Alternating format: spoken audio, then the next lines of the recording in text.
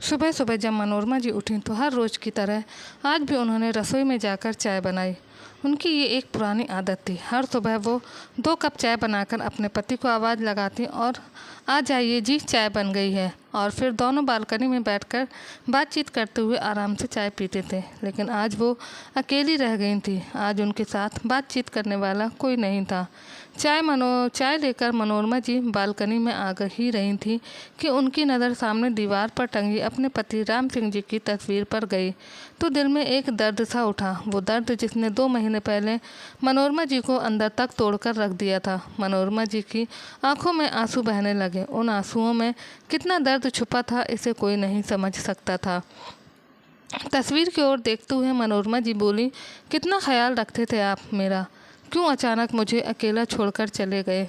आज उन्हें अपने बीते दिन याद आ रहे थे। मनोरमा जी सरकारी स्कूल से रिटायर्ड 65 वर्षीय महिला थीं, जो नौकरी के दौरान हमेशा सोचती थी कि रिटायरमेंट के बाद अपने पति और दोनों बेटों के साथ सुख की ज़िंदगी जिएंगी। पर उन्हें क्या पता था कि ज़िंदगी आगे ऐसे रंग दिखाने वाली है। उम्र के इस पड़ाव पर आकर वो अकेली रह गई थी। अब इस उम्र में किसी के सहारे की तलाश भी क्या करती। अपने जिन बेटों से कभी सहारे की उम्मीद की थी, वो तो कब के अपने माँ बाप को भूलकर अपनी नई दुनिया बसाने चले गए थे। मनोरमा जी के जीवन में एक अजीब सा खालीपन रह गया था, एक दर्द जो सिर्फ वही महसूस कर सकती थी।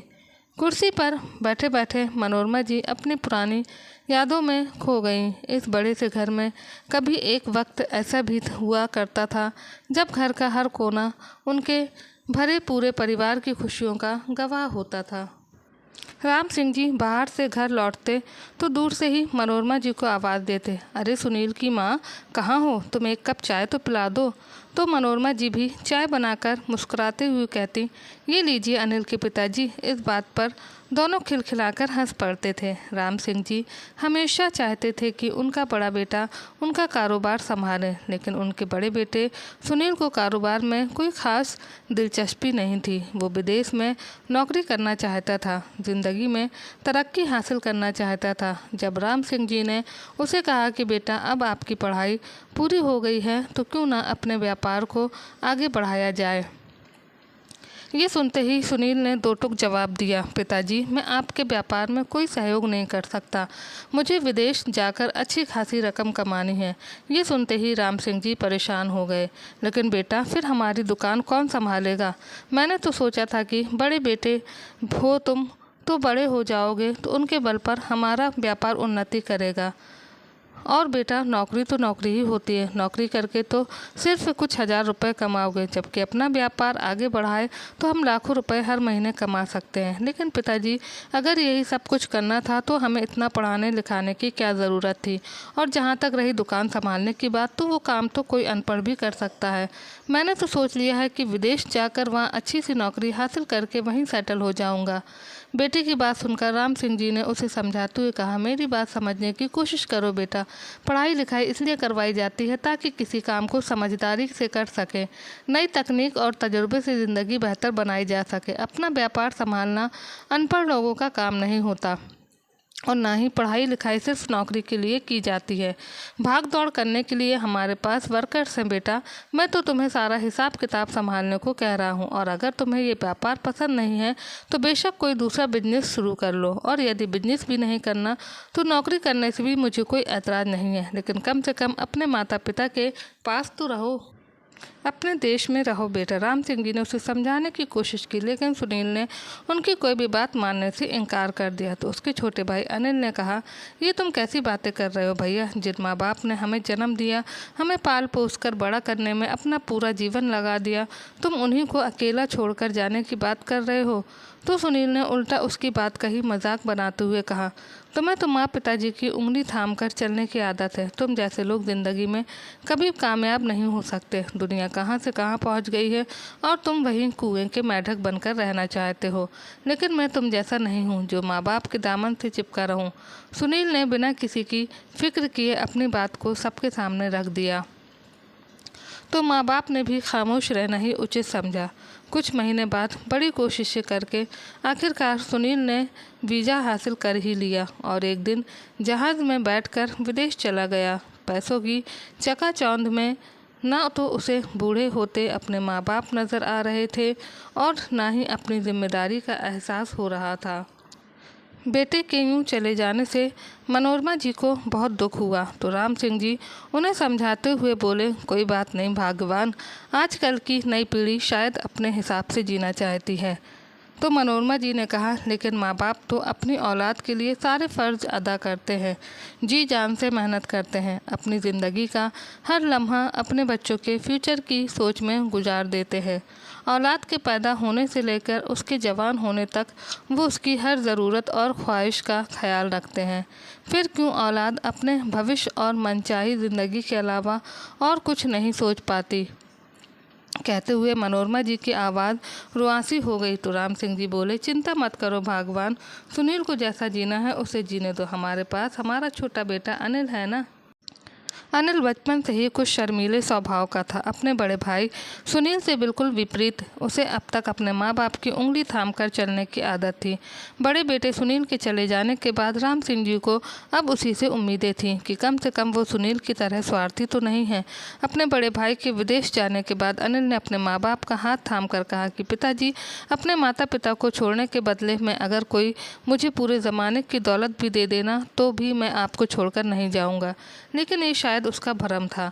प्राची शायद ज़माने भर की दौलत से भी उसे ज़्यादा मनमोहक लगी। जब उससे मिला तो उसके रूप के जाल में कुछ इस कदर फंस गया कि अपने माँ बाप को ही भूल बैठा। प्राची भी ऐसे ही लड़के की तलाश में थी जिसकी अपनी कोई सोच ना हो, जिसे वो अपनी उंगलियों पर नचा सके और अपनी मर्जी के अनुसार ढाल सके। उसके लिए वो एक परफेक्ट हस्बैंड मटेरियल था।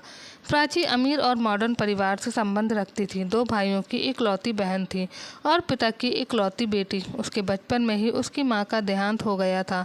पिता का करोड़ों का बिजनेस था। बहुत से शहरों में उनके बिजनेस की शाखाएं फैली हुई थीं, लेकिन उनके मुकाबले अनिल के पिता का कारोबार कुछ भी नहीं था। प्राची की सुंदरता देखकर अनिल को लगता था जैसे प्राची ने उसे पसंद करके उस पर कोई एहसान किया हो। एक दिन कॉलेज की कैंटीन में बैठकर कोल्ड ड्रिंक पीते हुए प्राची ने कहा, अनिल, तुम अपने माता पिता को हमारे घर कब भेज रहे हो? मेरे पापा तुम्हारे घर वालों से मिलना चाहते हैं। तो अनिल ने कहा, अब तुम्हारे पापा मेरे माता पिता से क्यों मिलना चाहते हैं? क्या मुझसे मिलकर उन्हें खुशी नहीं हुई? अरे अनिल, तुम भी बिल्कुल बेवकूफ़ हो। अगर उन्हें तुमसे मिलकर खुशी नहीं होती तो तुम्हारे माँ बाप से मिलने की बात क्यों करते? वो हमारी शादी की बात करना चाहते हैं और शादी के मामले में तो घर के बड़े बूढ़े ही तय करते हैं ना। तुम एक काम करो, इस संडे को अपने मम्मी पापा को हमारे घर भेज दो। उसके बाद मेरे पापा आउट ऑफ इंडिया चले जाएंगे और मैं चाहती हूँ कि उससे पहले ही हमारी शादी की तारीख फाइनल हो जाए, नहीं तो ना जाने कितने महीने के लिए बात टल जाएगी। प्राची ने कहा तो अनिल हिचकिचाते हुए बोला, प्राची, मैंने तो अभी तक अपने माता पिता से इस बारे में कोई जिक्र भी नहीं किया है। अरे तो बता दो ना उन्हें मेरे बारे में। क्या मैं किसी से कम हूँ जो तुम मेरे बारे में उन्हें बताने से भी डरते हो? नाराज़ होते हुए प्राची ने कहा। तो अनिल बोला, अरे प्राची, ऐसा मैंने कब कहा? बस मुझे बात करने में थोड़ी हिचकिचाहट होती है। सोचता हूँ कि अपनी ही शादी की बात मैं खुद कैसे करूँ। तो प्राची गुस्से से बोली, मुझे एक बात बताओ अनिल, क्या तुम्हारे माँ बाप तुम्हें बच्चा समझते हैं या तुम खुद ही अपने आप को छोटा बच्चा मानकर बैठे हो जो तुम्हें शर्म आ रही है? तुम कहो तो मैं खुद उनसे मिलकर बात कर लेती हूँ। प्राची ने चिढ़ते हुए कहा तो अनिल हैरानी से बोला, अरे नहीं नहीं प्राची, ऐसा तो बिल्कुल मत करना, नहीं तो मेरे पिताजी बिना सोचे समझे ही इस रिश्ते से इनकार कर देंगे। ये सुन प्राची गुस्से से बोली, अरे इतनी सी बात पर रिश्ते से इनकार क्यों कर देंगे? क्या तुम्हारे परिवार में लड़कियों को बोलने का कोई अधिकार नहीं होता? उनकी अपनी कोई राय या मर्जी नहीं होती? प्राची की बात सुनकर अनिल हड़बड़ा गया। उसे समझ नहीं आ रहा था कि वो प्राची को कैसे समझाए। उसने धीरे से कहा, ऐसा नहीं है प्राची, लेकिन हमारे परिवार में ऐसी लड़कियों को भी पसंद नहीं किया जाता जो होने वाले ससुराल में खुद जाकर अपने रिश्ते की बात करने लगे। शादी ब्याह की बात ज़रा सलीके और तरीके से होनी चाहिए।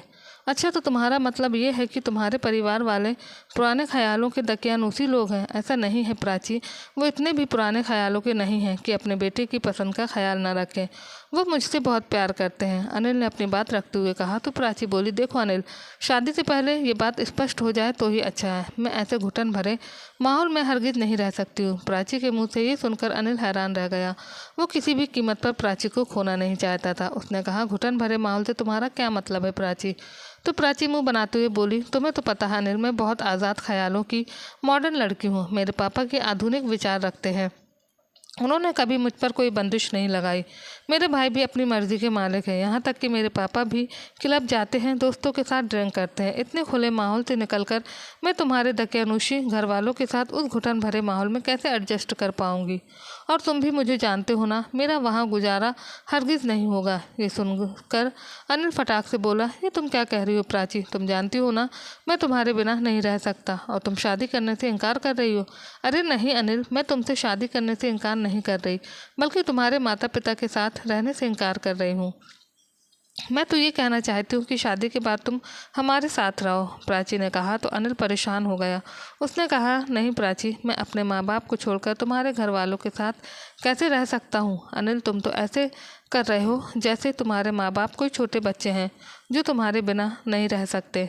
अरे जब तुम्हारा बड़ा भाई उन्हें छोड़कर जा सकता है तो तुम क्यों नहीं? वैसे भी मेरे पापा ने फैसला कर लिया है कि अपनी कंपनी की अमेरिका वाली ब्रांच वो तुम्हारे हवाले कर देंगे, फिर हम वहीं शिफ्ट हो जाएंगे, प्राची ने इतराते हुए कहा। तो अनिल बोला, लेकिन प्राची, अपने माता पिता के प्रति भी मेरी कोई जिम्मेदारी बनती है। मैं विदेश चला गया तो वो बेचारे अकेले रह जाएंगे। अरे अकेले क्यों रह जाएंगे?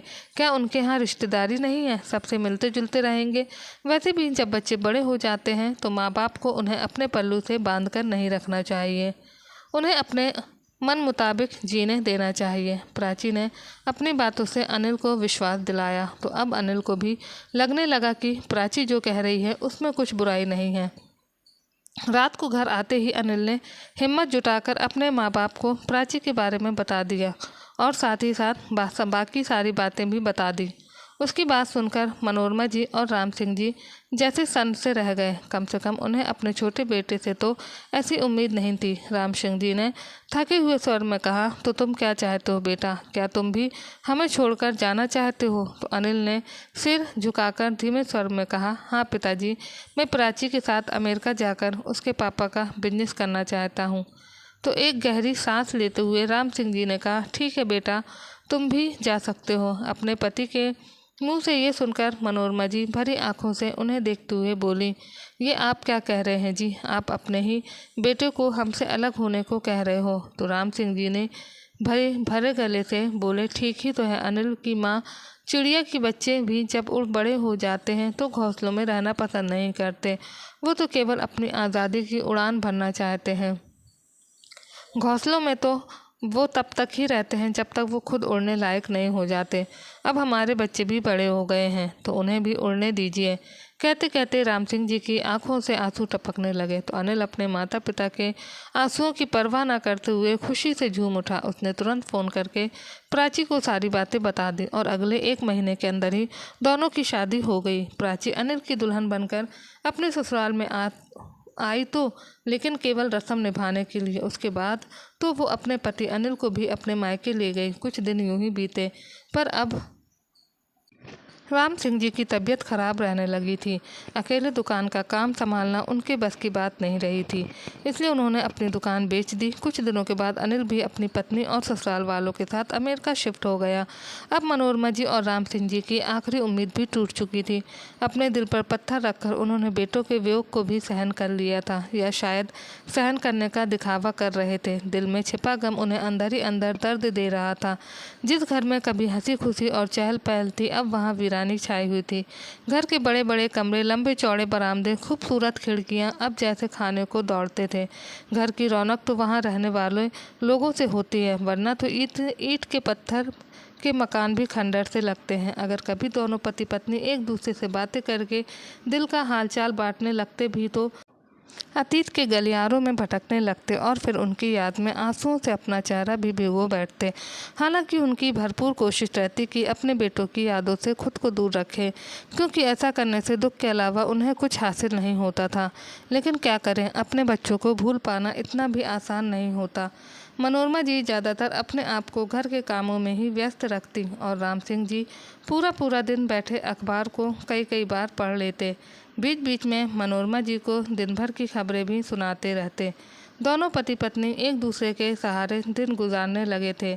लेकिन एक दिन जब आंगन में बैठकर राम सिंह जी अखबार पढ़ रहे थे और मनोरमा जी रसोई की खिड़की से आवाज़ दी, क्या बात है जी, आज अखबार में कोई खबर नहीं है क्या सुनाने के लिए? तो राम सिंह जी ने कोई जवाब नहीं दिया। कुछ देर और बीत गई। जब राम सिंह जी ने कोई खबर नहीं सुनाई तो मनोरमा जी ने रसोई से बाहर निकलकर देखा तो अखबार नीचे गिरा हुआ था और राम सिंह जी कुर्सी पर गर्दन टिकाकर बैठे हुए थे। मनोरमा जी को कुछ हैरानी हुई। पास जाकर जैसे ही उन्हें हिलाया बुलाया तो राम सिंह जी की गर्दन एक और लुढ़क गई। उनका शरीर बेजान हो चुका था। ये देखते ही मनोरमा जी के गले से एक हृदय विदारक चीख निकली और वो फूट फूट कर रोने लगी। कुछ ही समय में सभी पड़ोसी और रिश्तेदार इकट्ठे हो गए। जब पड़ोसियों ने राम सिंह जी के बेटों को फ़ोन लगाया और उनके पिता की मृत्यु के बारे में सूचित किया, दोनों बेटों ने फ़ोन पर ही अपने पिता के जाने का शोक प्रकट कर दिया और कह दिया कि अभी उनके आने का इंतज़ाम नहीं हो पाएगा, इसलिए उनके पिता के मृत शरीर का अंतिम संस्कार उनके बिना ही कर दिया जाए। बेटे तो कब से उन्हें भुला ही बैठे थे। पति के जाने के बाद तो मनोरमा जी जैसे टूटकर बिखर गईं। ऊपर से आसपास बैठे रिश्तेदारों की बातें उनके दिमाग पर हथौड़े की तरह बरस रही थी। रिश्तेदारी की एक महिला ने कहा, माँ बाप तो दिन रात एक करके अपने बच्चों को पालते हैं, हर कष्ट खुद सहन कर लेते हैं, लेकिन अपने बच्चों पर कोई मुसीबत नहीं आने देते और बच्चे जब बड़े हो जाते हैं तो अपने माँ बाप को ही भूल बैठते हैं। जिन्हें बुढ़ापे का सहारा माना जाता है वही बुढ़ापे में दूर चले जाते हैं। उन्हें तो अपने बीवी बच्चों में ही अपनी दुनिया नज़र आती है। तो वहीं पास बैठी दूसरी औरत बोली, आजकल तो बच्चों के लिए सब कुछ पैसा ही है, रिश्तों का स्थान भी पैसे ने ही ले लिया है। मर्यादा की डोर टूटती है तो भले टूटे। आसपास की अन्य महिलाएं भी उनकी हाँ में हाँ मिला रही थीं और सब उनके बीच गुमसुम बैठी मनोरमा जी बस चुपचाप शून्य में निहारती जा रही थी। खैर, दिन बीतने के साथ साथ सभी रिश्तेदार भी अपने अपने घर चले गए और अकेली रह गई मनोरमा जी, जो अभी तक इस सदमे से उभर नहीं पाई थी। इस बात को 2 महीने हो चुके थे। अपने पति राम सिंह जी की आराम कुर्सी पर बैठकर मनोरमा जी जब चाय पीने बैठी तो पति को याद करके फिर से आंसू बह निकले। काफ़ी देर तक मनोरमा जी वहीं बैठी रहीं। लगभग 12 बजने को आए थे, लेकिन अभी तक उन्होंने नाश्ता भी नहीं किया था। वो वहाँ से उठी रही थी कि तभी दरवाजे की बेल बजी। मनोरमा जी ने अपनी अस्त व्यस्त हालत को ठीक किया और उठकर आंसू पोंछते हुए दरवाजे तक पहुँची। जैसे ही दरवाज़ा खोला तो देखा उनकी सहेली ममता उनके सामने खड़ी थी। ममता मनोरमा जी की बचपन की सहेली थी। दोनों का एक दूसरे के साथ बहुत लगाव था। अपनी सहेली को सामने देखकर मनोरमा जी के दिल के भीतर जकड़ी हुई असीम पीड़ा बेबाक हो गई और उनके गले से लगकर फूट फूट कर रो पड़े। देखना ममता, तुम्हारे जीजा जी मुझे अकेला छोड़कर कहाँ चले गए? मनोरमा जी ने कहा तो अपनी सहेली की ऐसी हालत देखकर ममता जी की भी आंखें नम हो गई। मनोरमा बहन, मुझे तो आज ही इन सब के बारे में पता चला। तुम्हारे सामने रहने वाली मिसेस शर्मा मुझे बाजार में मिली तो उन्होंने खबर दी। ये सुनकर मुझे से रहा नहीं गया तो मैं तुरंत यहाँ आ गई। थोड़ी देर बातचीत करने के बाद मनोरमा जी चाय बनाने के लिए उठी। तभी अचानक कमजोरी के कारण चक्कर खाकर गिरने ही वाली थी कि ममता जी ने उन्हें झट से संभाल लिया। मनोरमा, तुम्हारी तबीयत ठीक नहीं है, मैं डॉक्टर को बुलाती हूँ, ममता जी ने कहा तो मनोरमा जी बोली, नहीं बहन, कुछ नहीं हुआ। तबीयत को वो तो खाना नहीं खाया था तो शायद कमजोरी के कारण चक्कर आ रहे हैं। क्या तुम अब तक भूखी हो? ममता जी जल्दी से रसोई घर में गईं और कुछ नाश्ता बनाकर ले आईं। और मनोरमा जी से बोली, देखो बहन, आंसू बहाने से कुछ नहीं होगा, हिम्मत रखो, तुम्हारी ऐसी हालत देखकर तो तुम्हारे पति भी सुकून न पाते होंगे। तो मनोरमा जी ने कहा, कैसे हिम्मत रखूं ममता, दोनों बेटे तो पहले ही हमें छोड़कर विदेश चले गए थे, अब पति भी साथ छोड़कर चले गए। उम्र के इस पड़ाव पर जाकर इतने बड़े सुनसान घर में एक एक पल सदियों के समान बीत रहा है। इस तरह जीना भी कोई जीना है, अब तो सांस लेना भी मुश्किल होने लगा है।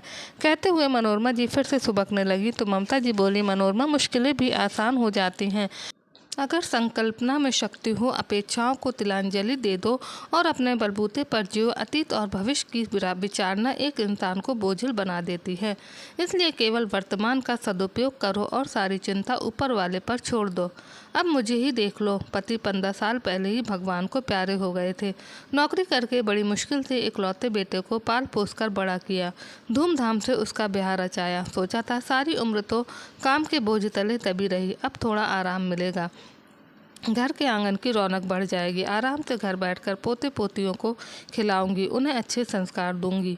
लेकिन सारे अरमान एक पल में नष्ट हो गए जब बहू ने साफ साफ कह दिया कि वो मेरे साथ नहीं रह सकती, और उसके कहने पर मेरे बेटे ने भी अलग रहने का फैसला कर लिया। अपना अलग घर बनाकर एक लौते बेटे बहू मुझे अकेली छोड़कर चले गए। कुछ दिन तो मैं भी तुम्हारी तरह रोती रही, लेकिन फिर सोचा कब तक ऐसे ही रोती रहूंगी। मैंने हिम्मत की और घर पर रहते हुए बच्चों को ट्यूशन देने लगी। 4 पैसे आने के साथ साथ समय भी अच्छा बीत जाता है और दिल भी लगा रहता है।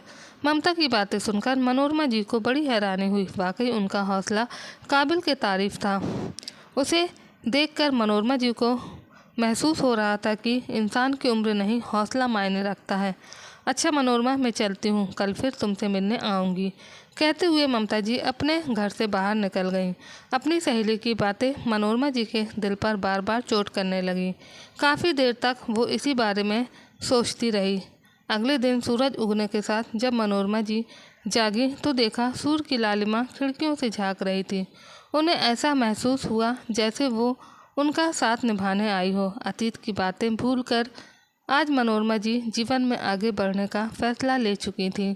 वहाँ अमेरिका में अनिल प्राची के भाइयों के साथ अपने ससुर जी के कारोबार को संभाल रहा था, लेकिन प्राची के भाइयों को अपने जीजा जी की उपस्थिति कुछ खास पसंद नहीं थी, क्योंकि उसके आने के बाद उनकी अहमियत कुछ कम हो गई थी और ऊपर से उनके कारोबार का एक हिस्सेदार और बढ़ गया था।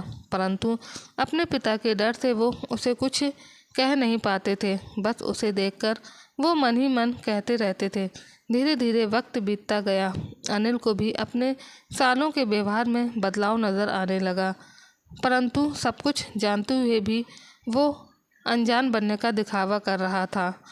वहाँ विदेश में पहुंचकर प्राची के तो जैसे पंख ही लग गए थे।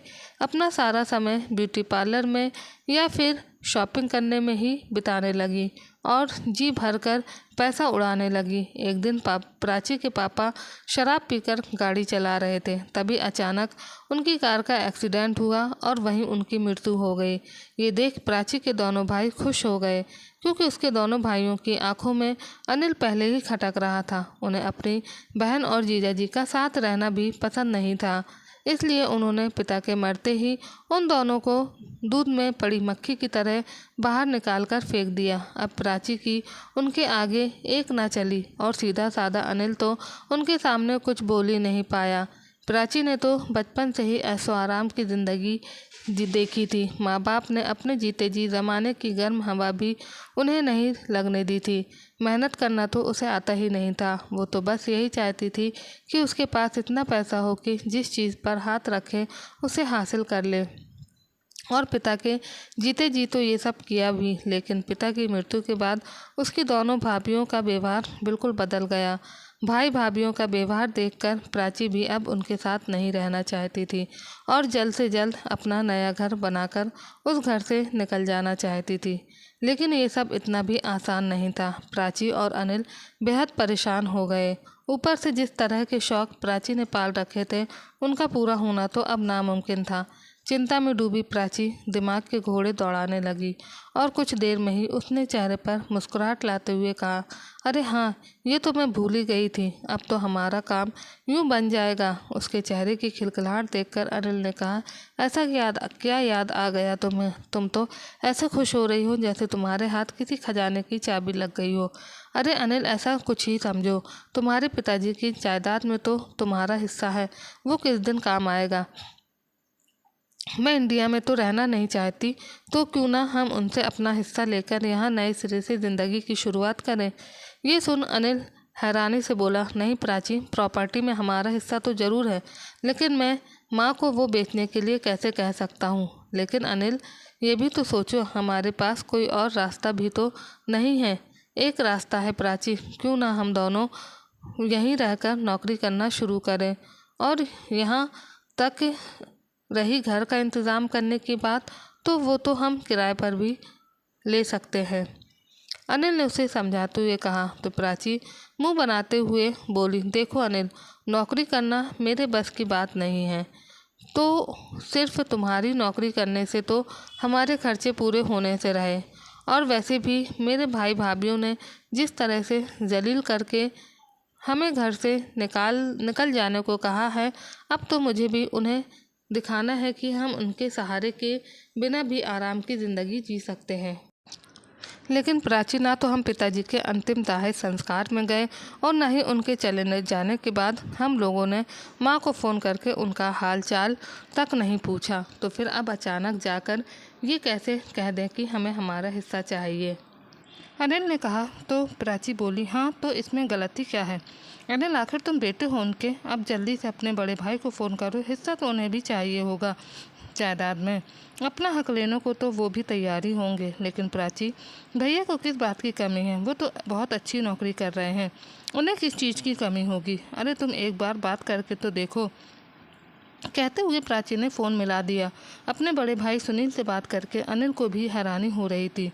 सुनील ने जो नौकरी हासिल की थी वो नौकरी अब छूट चुकी थी। बहुत कोशिशें करने के बाद भी उसे कोई अच्छी नौकरी नहीं मिल पा रही थी। तो आजीविका चलाने के लिए आखिरकार उसने एक छोटा सा बिजनेस शुरू किया और उसमें भी अब तक उसे घाटा ही हो रहा था। वो तो पहले ही इंडिया जाकर माँ से मदद मांगने का प्लान बनाकर बैठा था। एक दूसरे से बातचीत करने के बाद दोनों भाइयों ने एक साथ अपने घर जाकर अपना हिस्सा मांगने का फैसला किया। एयरपोर्ट पर उतरने के बाद उन्होंने टैक्सी ली और घर की ओर निकल पड़े। टैक्सी में बैठे हुए वो अपने शहर की उन सड़कों और गलियों से गुजर रहे थे जहाँ कभी वो बेफिक्री से घूमा करते थे। ना कोई फिक्र थी, ना कोई परेशानी, क्योंकि सारी परेशानियाँ तो माँ बाबूजी अपने ऊपर ही ले लेते थे और उन पर कोई भी मुसीबत आने से पहले उनके सामने दीवार बनकर खड़े हो जाते थे। जब तक उनके साथ रहे उन्हें किसी चीज़ की कोई तकलीफ़ नहीं होती थी। लेकिन तरक्की, खुशहाली और दौलत के लालच में वो कब से अपने जन्मदाता को छोड़कर दूर जा चुके थे। आज उन दोनों की आंखें आंसुओं से डबडबा चुकी थी। जैसे ही उनकी टैक्सी घर के दरवाजे के बाहर रुकी तो घर का नज़ारा देखकर दोनों हैरानी रह गए। वहाँ उत्सव का माहौल नज़र आ रहा था। हैरानी से सुनील और अनिल एक दूसरे की ओर देखने लगे। तभी उनकी नज़र सामने लगे बोर्ड पर गई जहां बड़े बड़े अक्षरों से लिखा था, श्री राम सिंह मेमोरियल स्कूल। दरअसल मनोरमा जी ने अपने घर की मरम्मत और रिनोवेशन करवाकर उसे एक स्कूल में तब्दील कर दिया था। आज के ज़माने में जहां विद्यालय शिक्षा का मंदिर न होकर मात्र एक व्यापार बनकर रह गए हैं, वहीं मनोरमा जी ने अपनी सहेली ममता के साथ मिलकर एक ऐसे विद्यालय का निर्माण किया जहां बहुत कम फीस और गरीब लोगों के लिए तो मुफ्त में शिक्षा उपलब्ध करवाई जाती थी और साथ ही साथ एक समय का खाना भी उपलब्ध करवाया जाता था। समय बीतने के साथ जब अन्य लोगों और समाज सेवी संस्थाओं को भी ये बात पता चली कि वो गरीब लोगों को मुफ्त में शिक्षा दिला रहे हैं, तो वो भी उनकी मदद के लिए आगे आए और धीरे धीरे ये कारोबार बढ़ता गया। स्कूल शुरू होने के 2 साल बाद ही मनोरमा जी और उनकी सहेली ममता जी ने साथ वाली बिल्डिंग खरीदकर उसे भी स्कूल में शामिल कर लिया। आज उनके इस स्कूल का सालाना फंक्शन था जहां चीफ गेस्ट के तौर पर शहर के मेयर उपस्थित थे। आज उनके स्कूल की गिनती शहर के नामी स्कूलों में होती थी, इसलिए आज मनोरमा जी बहुत खुश थी। स्कूल का फंक्शन बहुत कामयाब रहा। स्कूल के वार्षिक उत्सव के बाद मनोरमा जी अभी फुर्सत से बैठी ही थीं कि अचानक अपने सामने दोनों बेटों को देखकर हैरान रह गईं। उन्हें अपनी आंखों पर यकीन नहीं हुआ। सोचने लगीं कि कहीं ये आंखों का धोखा तो नहीं है। तभी दोनों बेटों ने उनके पास आकर उनके चरण स्पर्श किए तो उन्हें यकीन आया कि सच में ये तो उनके दोनों बेटे ही उनके सामने खड़े हैं। आंखों से छलकते आंसुओं के कारण दोनों बेटों के चेहरे उन्हें धुंधले नजर आने लगे। फिर खुद को संभालते हुए उन्होंने अपने आंसू साफ किए और बोली, लगता है रास्ता भूल गए तुम दोनों, वरना आज तक तो अपनी माँ की याद भी नहीं आई थी। तुम्हें इतने भी क्या व्यस्त हो गए थे कि पिता की मृत्यु के समय भी तुमने आने की फुर्सत नहीं मिली। नजरें झुकाए हुए दोनों बेटे अपनी माँ की बातें सुनते जा रहे थे। कुछ देर के लिए सन्नाटा छा गया। फिर मनोरमा जी बोली, खैर ये बताओ कैसे हो तुम लोग? तो सुनील बोला, हम अच्छे हैं। माँ आप कैसी हो? हाँ बेटा मैं भी बिल्कुल ठीक हूँ। एक समय था जब तुम्हारी माँ टूट कर बिखर गई थी, लेकिन अब खुद को संभालना सीख लिया है मैंने तो। तुम बैठो, मैं तुम्हारे खाने पीने का इंतज़ाम करवाती हूँ। कहकर मनोरमा जी वहाँ से उठी और रसोई घर में जाते हुए अपने नौकर को आवाज़ लगाने लगी। इधर सुनील और अनिल अभी तक सदमे में खड़े थे। उन्होंने तो सोचा था कि पुराने समय का बना उनका घर अब खंडहर का रूप ले चुका होगा, जिसे बेचकर वो अपनी अपनी रकम लेकर वहाँ से निकल जाएंगे। लेकिन वहाँ तो अब 3 मंजिल इमारत खड़ी थी, जहाँ एक प्राइमरी स्कूल बड़ी शान से चल रही थी।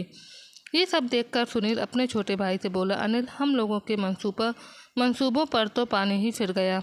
हमने तो कभी सोचा ही नहीं था कि हमारी माँ ऐसा भी कुछ कर सकती हैं। अब हम किस मुंह से उनसे घर में हिस्सा मांगेंगे? तो अनिल ने कहा, लेकिन मांगना तो पड़ेगा ना भैया। प्राची तो यहाँ से एक अच्छी खासी रकम की आस लगाकर बैठी है। अगर मैं पैसा लेकर ना गया तो वो मुझे कच्चा चबा जाएगी। हाँ अनिल, पैसों की ज़रूरत तो मुझे भी है। देखा जाए तो बच्चे कितने भी बड़े क्यों ना हो जाएं, लेकिन अपनी माँ के सामने तो बच्चे ही रहते हैं। मकान में ना सही, कम से कम दुकान का हिस्सा तो हमें मिल ही जाएगा। वो बातें कर ही रहे थे, तभी मनोरमा जी ने खाना लगवा दिया और सब ने एक साथ बैठकर खाना खाया। खाना खाते हुए भी सुनील और अनिल गहरी उलझन में थे। मनोरमा जी ये सब नोटिस कर रही थी, लेकिन कुछ नहीं बोली। माँ आपसे कुछ बात करनी थी। खाना खाने के बाद सुनील ने कहा। तो मनोरमा जी बोली, मैं जानती हूँ बेटा तुम्हें मुझसे क्या बात करनी है, लेकिन बेटा जिस चीज़ के लिए तुम दोनों यहाँ पर आए हो वो तो तुम्हें नहीं मिल पाएगी। ये सुनकर दोनों बेटों ने हैरानी से अपनी माँ की ओर देखा। तो मनोरमा जी बोली, मैं तुम्हारी माँ हूँ बेटा, बचपन से तुम्हारी रग रग से वाकिफ़ हूँ। क्या मैं नहीं जानती कि तुम यहाँ अपना हिस्सा मांगने आए हो? ये सुनकर अनिल के माथे से पसीने के बूंदें टपकने लगीं। तभी मनोरमा जी ने कहा, लेकिन बेटा अब ना तो इस मकान में तुम्हारा कोई हिस्सा है और ना ही तुम्हारे पिता की दुकान है। दुकान तो हमने उसी समय बेच दी थी जब तुम्हारे पिता बीमार रहने लगे थे, क्योंकि उनके इलाज के लिए हमें पैसों की ज़रूरत थी और जितना पैसा बचा था उससे मैंने ये घर रिपेयर करवा लिया और अपना स्कूल खोल लिया। और अब ये इमारत मैंने स्कूल के ट्रस्ट के ही नाम कर दी है, ताकि मेरे इस दुनिया से चले जाने के बाद भी स्कूल इसी तरह कायम रहे। लेकिन माँ आपको क्या ज़रूरत थी ये सब करने की? सुनील ने तिलमिलाते हुए पूछा। तो मनोरमा जी ने कहा, बेटा मेरे जीवन में रुपया पैसा ना तो पहले मायने रखता था और ना ही अब रखता है। मेरी तो बस यही ख्वाहिश थी कि हमारा घर हमारे बच्चों के अस्तित्व से रोशन रहे। अब जिनके लिए इतना बड़ा घर बनवाया था वो तो विदेश जाकर बस गए। ऊपर से तुम्हारे बाबूजी के जाने के बाद अकेले की मार झेलना मेरे लिए बहुत मुश्किल हो गया। खाली घर काटने को दौड़ता था, तो सोचा क्यों ना लोगों की मदद करके कुछ पुण्य कमा लिया जाए। समाज सेवा भी हो जाएगी और ज़िंदगी को मायने भी मिल जाएंगे। और देखो मैंने एक कदम आगे बढ़ाया तो ईश्वर ने भी मेरा साथ दिया। आजकल समय कैसे बीत जाता है पता ही नहीं चलता। अकेलापन मेरे आसपास भी नहीं भटकता। और वैसे भी बेटा, ये बात तो मैंने तुम लोगों से ही सुनी है ना कि जब बच्चे बड़े हो जाते हैं तो उन्हें उनकी ज़िंदगी जीने देना चाहिए, अपने पल्लू से बांध कर नहीं रखना चाहिए। बस तुम्हारी बातों पर ही तो अमल किया मैंने, इसलिए अब मैं तुम्हें बांध कर नहीं रखना चाहती। तुम यहाँ से जा सकते हो, बोलकर मनोरमा जी अंदर चली गईं। माँ का जवाब सुनकर सुनील और अनिल का दिल एकदम से टूटकर बिखर गया। अब उन्हें वहाँ खड़े रहना बहुत शर्मिंदगी महसूस हो रही थी, इसलिए चुपचाप अपना सा मुँह लेकर वहाँ से चले गए। तो दोस्तों, आपको ये कहानी कैसी लगी कमेंट करके ज़रूर बताएं। वीडियो को लाइक करिए, शेयर कीजिए और चैनल को सब्सक्राइब कीजिए। धन्यवाद आप सबका बहुत।